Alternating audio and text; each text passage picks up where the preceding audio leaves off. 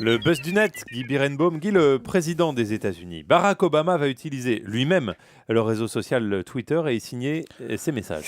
La campagne présidentielle va se jouer en France selon les méthodes politiques traditionnelles, mais il va se passer pas mal de choses sur le web. Les réseaux sociaux sont déjà investis par les politiques et ils vont jouer un rôle clé. Aux États-Unis, vous venez de le dire, cette irruption de l'Internet en politique n'est pas une nouveauté, mais là, le président Obama franchit un pas qui pourrait avoir ses conséquences dans le monde entier. Obama s'est mis à tweeter, il envoie lui-même des messages de 140 signes, signés de ses initiales, BO.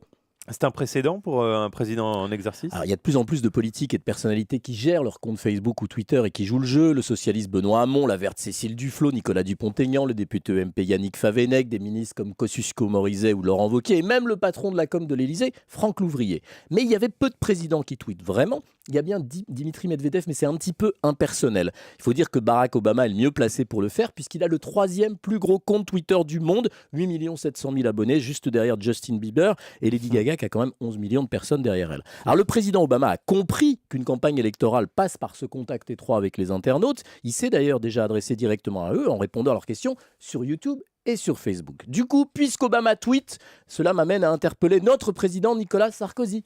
Quand même pas laisser le web au président américain.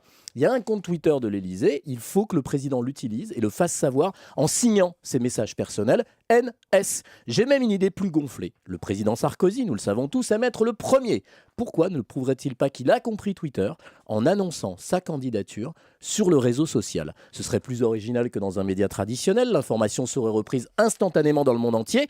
Aucun président n'a encore osé, même pas Obama, qui a utilisé le web le 4 avril dernier pour laisser des Américains suggérer à sa place qu'il était de nouveau candidat dans une vidéo dans laquelle Guillaume il n'apparaissait même pas.